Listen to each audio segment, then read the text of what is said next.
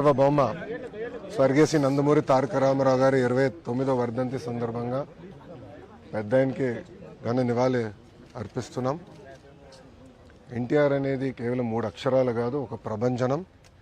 అటు సినిమా రంగంలో కానివ్వండి, రాజకీయాల్లో కానివ్వండి ఆయన నంబర్ 1గా నిలిచిన వ్యక్తి.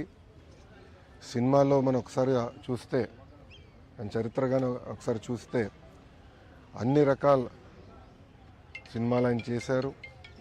ఒక మార్క్ అనేది నిలబెట్టారు.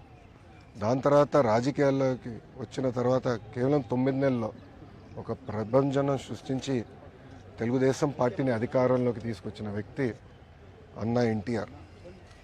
ముఖ్యమంత్రి అయిన తర్వాత కూడా రిలాక్స్ అవ్వకుండా ₹2 కిలో బియ్యం కానివ్వండి, పటేల్ పట్వారీ వ్యవస్థ రద్దు చేస్తాం కానివ్వండి, మహిళలకి ఆస్తుల్లో సమాన హక్కు కల్పిస్తాం కానివ్వండి, ఇట్లా అనేక సంస్కరణలు తీసుకొచ్చారు అన్న ఎన్టీఆర్. అన్న ఎన్టీఆర్ వల్లనే ఈరోజు తెలుగులో తలెత్తుకుని తిరిగే పరిస్థితి వచ్చింది. ఆనాడు భారతదేశంలో తెలుగు అంటే మెద్రాసీలు అనేవారు. కానీ తెలుగు జాతి గర్వించే విధంగా ఆయన మన గలం ఢిల్లీలో వినిపించారు. ఆనాడు ఆయన బర్తరఫ్ చేస్తే కేంద్ర ప్రభుత్వంతో పోరాడి మళ్ళీ పార్టీ అధికారంలో నిలబెట్టుకున్న వ్యక్తి అన్న ఎన్టీఆర్.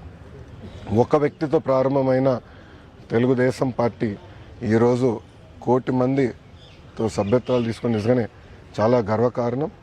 ఏ ఆశయాలతో అయితే అన్న ఎన్టీఆర్ తెలుగుదేశం పార్టీని స్థాపించారో మేమందరం కలిసికట్టుగా తెలుగు వాళ్ళు ఎక్కడున్నా వాళ్ళకి అండగా నిలబడడానికి, తెలుగు జాతి ఎక్కడున్నా వాళ్ళ అగ్రస్థానంలో ఉండాలని లక్ష్యంతో మేమందరం అహర్నిశలు పనిచేస్తామని మీకు తెలుపుకుంటూ, ఇప్పుడు మీడియా మిత్రులకి ఏమైనా ప్రశ్న ఉంటే దానికి సమాధానం చెప్పడానికి సిద్ధంగా ఉన్నాం.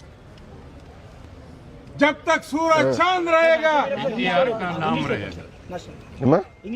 इंग्लिश చెప్పాలా? ఓకే. టుడే ఈజ్ అన్న ఎన్టీఆర్స్ 29th వర్ధంతి. It could be movies, it could be in politics. He has left a strong mark for himself. In movies, he has done various roles. He has also done the roles of enemies to elevate, to explain to people why enemies behave in a certain manner. And when it comes to even the political realm, the kind of reforms that he has given, the kind of reforms that he has introduced, even today,